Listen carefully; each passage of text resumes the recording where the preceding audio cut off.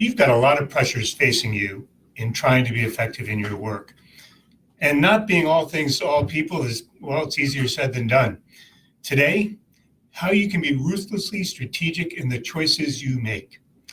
Hi, I'm Rich Harwood. Welcome to another episode of Harwood Half Hour. I'm coming from my office in downtown Bethesda, Maryland.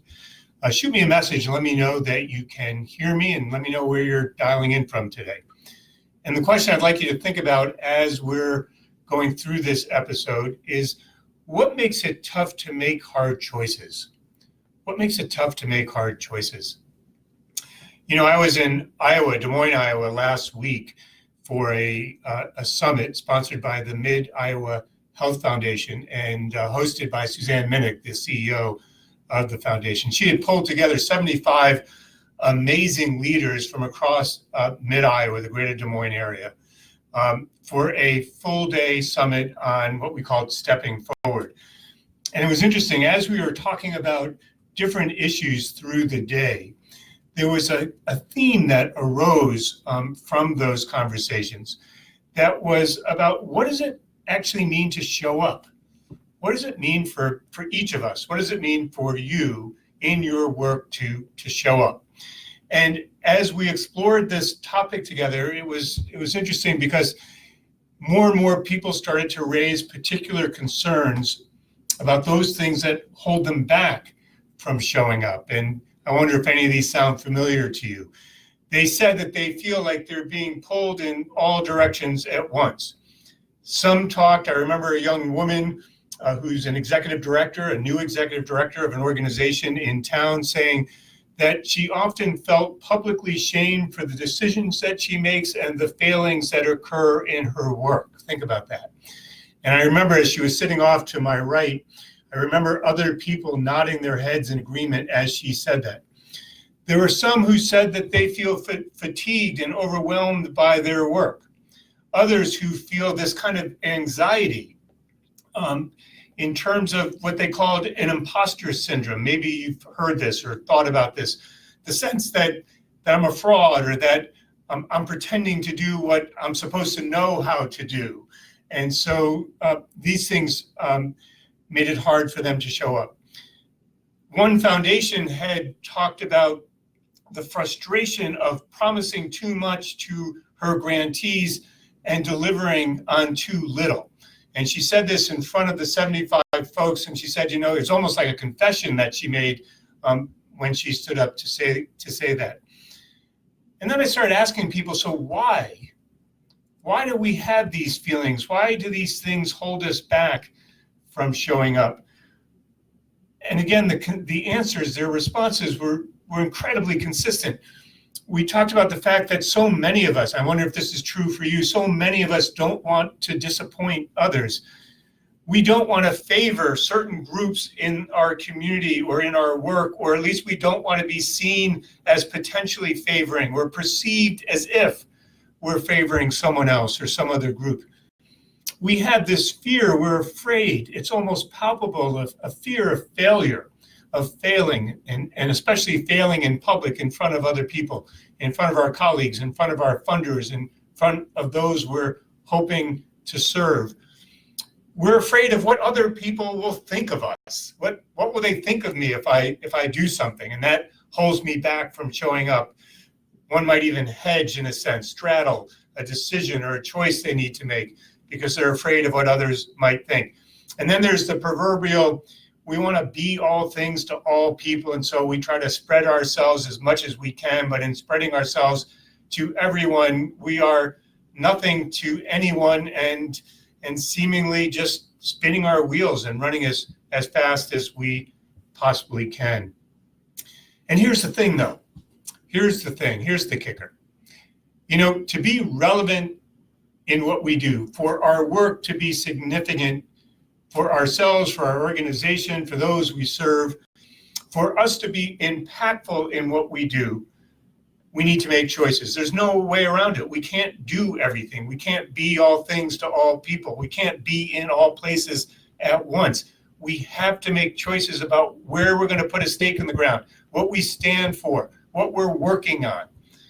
And so my plea to you today is simple, though not as simple to pull off, but definitely basic and fundamental, and that is we need to be ruthlessly strategic in the choices that we make. Now, I don't know, when I say that sometimes when I'm leading a lab or at this summit or in other places, you can see people sort of pull back. Sometimes you can see them visibly cringe when I say that. I know the notion of being ruthless is harsh. It can sound harsh. It can even be harsh if it's not applied correctly. It can sound, when I say be ruthlessly strategic, it can sound as if I'm asking you to be, cold and calculating in everything that you do. But I'm not asking you to be harsh, and nor am I asking you to be cold and calculating. But here is what I'm asking you to do. I'm asking you to be clear-eyed about what you're up to. I'm asking you to be on purpose in terms of what you're trying to achieve. And, if you want to be relevant, if you want to be significant, if you want to be impactful in what you do, I don't see any other way but to be clear-eyed about it and on purpose. We all make choices all day long. And for me, the question is, how can you be more intentional in being more ruthlessly strategic in the choices that you do make? And so, what can you do? What practical things, what practical steps can you take? And so, like most of these episodes of Harwood Half Hour, I've got 4 practical steps that you can take to become more ruthlessly strategic in what you do. And so as I go through these, I want you to think about them. I want you to actually write down your responses. And then I want you to take action on what you've written down. Think about these things, write down your responses, and then take action on them. You with me? So 4 steps. Number 1, what is your drop-dead purpose in your work? What's your drop-dead purpose in your work? Now, this can be about your organization. It can be about an initiative. It can be about a strategy. It can be about a particular program that you're leading or running. But what is your drop-dead purpose in this work? In Iowa, I heard different things from different folks. There were some folks there who were chiefly concerned about ensuring that young people in Des Moines, in the mid-Iowa area, have access to mental health services. And so their purpose was ensuring access to everyone, every young person in mid-Iowa to mental health. There were others who were concerned about affordable housing because Des Moines has grown, the greater Des Moines area has grown so fast, so rapidly, that housing has become expensive, and it's hard for people of moderate income and low income to find affordable housing in Des Moines. There are other folks who were working with arts groups, with young people, with kids, and through the arts, teaching these kids that they had agency, that they could be change makers in their lives and in their community. And so I heard these different purposes about what people are up to in their work. What is it for you that you're trying to achieve? What's compelling to you about this? Can you identify that? Can you write it down? What is it that's truly, what are you really trying to achieve in what you're doing, and what's truly compelling about this?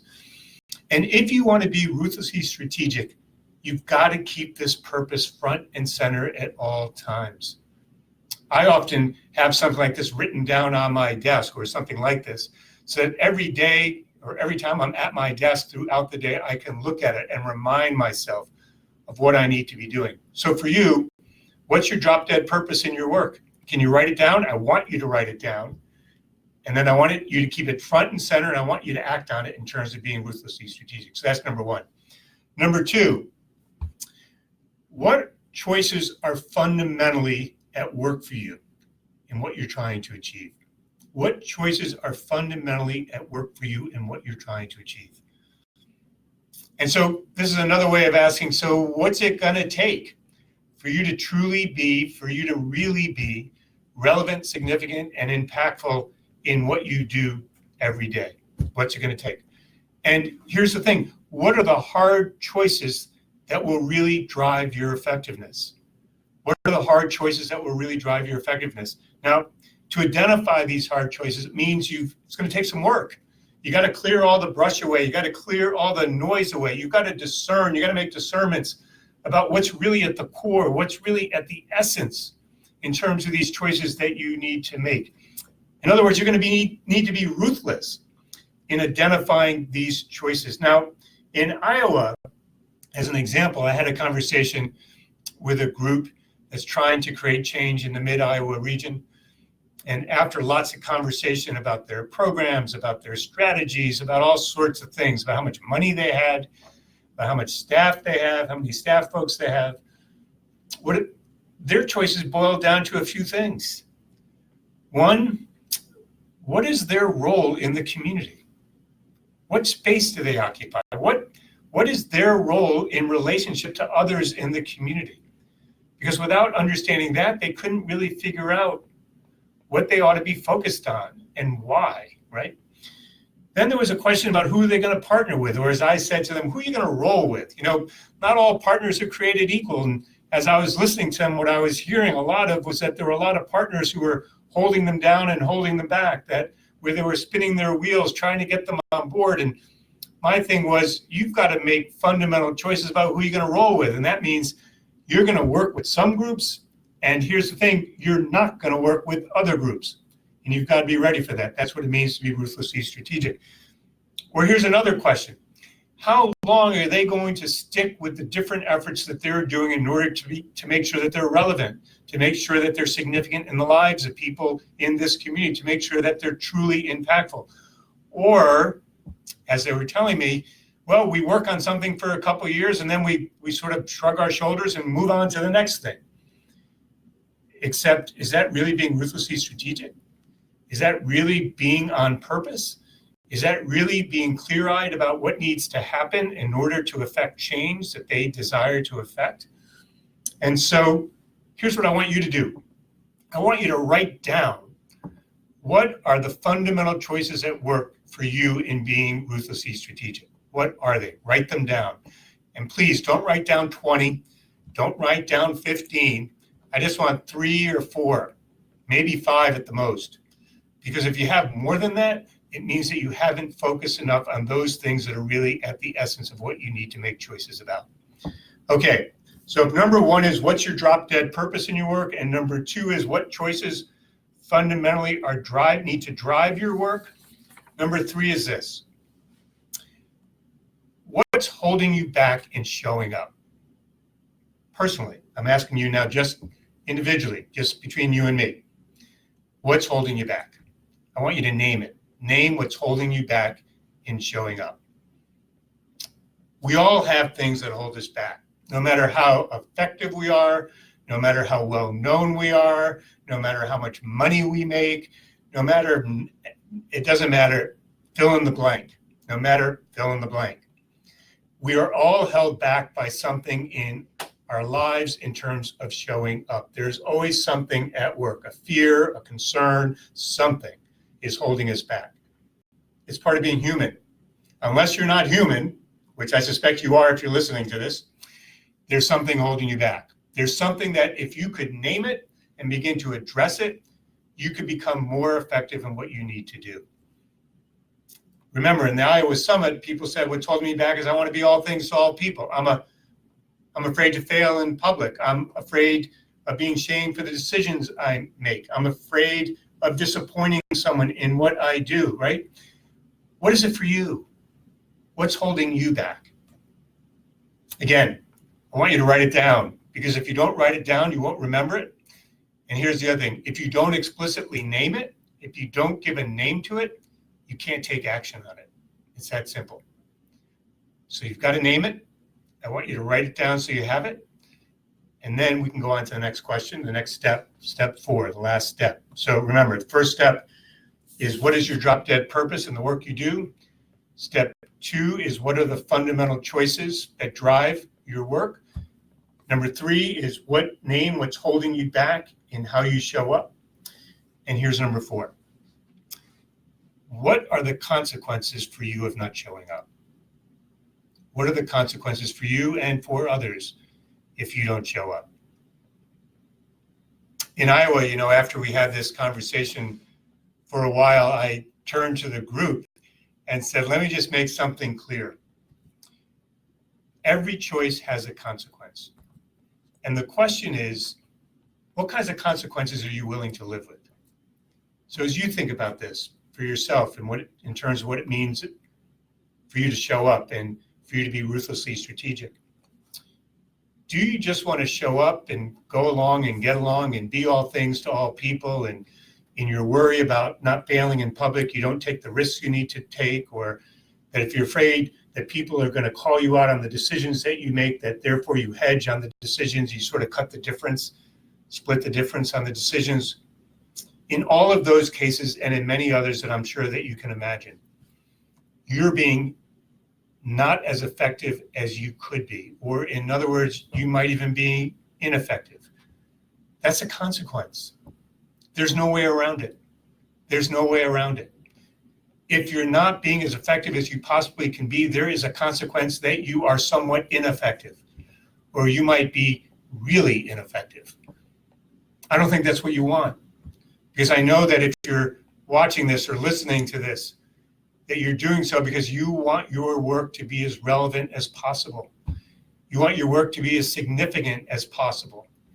You want your work to be as impactful as possible. So if that's the case, then there's a different set of consequences we may need to face.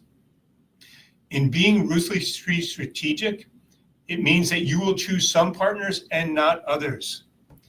In being ruthlessly strategic, it means that you will make judgments about the context of your community so that you can align your strategies to that context, which means that you will pursue some strategies and you will leave other strategies on the table or behind. You won't do them. If you're ruthlessly strategic, it means that you will make authentic promises to people about what you can do, and you'll leave behind the false promises that that foundation executive had the courage and bravery to stand up and talk about at the summit in Des Moines last week. There are consequences to being ruthlessly strategic, but the consequences are that we have decided to put a stake in the ground and move in a certain direction, that we have articulated what we're for, and that we're willing, we're courageous enough, we're brave enough, we're willing enough to actually try to get to where we want to go. And so that means we won't be able to do all things. We won't be able to be all things to all people. Not everyone will like the decisions we're making. Not everyone will like the decisions you're making. And not everyone necessarily will like you. But I don't think you got into this because you want everyone to like you, or that you want everyone to like your decisions all the time. I think you got into this because you want your work to be impactful, because you're a change agent. You want to make a difference in people's lives and the life of your community. And you want to figure out how best you can do that. And if that's the case, which I think it is, then you need to be ruthlessly strategic. So I want you to write down, before I go off this point, I want you to write down those consequences of you not fully stepping forward and being ruthlessly strategic. You need to know that when you choose not to be ruthlessly strategic, there are real consequences, and they will come to bear in your work. And you need to write them down so you can see them, and you need to look at them and stew over them and decide, are those really acceptable? Am I really willing to live with those? Is that really good enough for what I'm up to and what I'm trying to do? And I suspect, because you're listening to this, they're not. That's not what you're up to. They're not good enough. And that you want to move in a different direction. And so here's my hope for you today. My hope for you today is that you can be clear on your purpose and what you're trying to achieve, and that you, as an individual, can fully show up to do it. And to do this, to achieve this, you're going to need to be ruthlessly strategic to make good choices. There's no way around it. That's my hope for you today. And remember,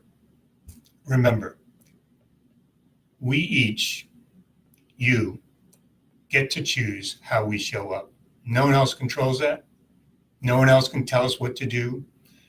We get to make that choice. We get to choose, and we get to show up. So this concludes another episode of Harwood Half Hour. I want to thank you for joining me. Remember, it's our 30th anniversary this year. Our work is rooted in a philosophy of civic faith and the practice of turning outward. Our work has spread to all 50 states across the U.S., and to about 40 countries. On our 30th anniversary this year, we have recommitted ourselves not to growing the Institute more necessarily or tooting our own horn, but we have recommitted ourselves to finding better ways to serve you and support your efforts. And this Harwood Half Hour is one of those efforts that we're undertaking. I hope you'll visit our website at theharwoodinstitute.org. I hope you'll join me 2 weeks from today at 4 p.m. Eastern for another episode of Harwood Half Hour. I hope also that you'll share this episode with friends who you believe would benefit from thinking about how they can be more ruthlessly strategic in their work so that their work can be more relevant, significant, and impactful to them, to those they serve, and the communities in which they work. Thanks so much for joining me.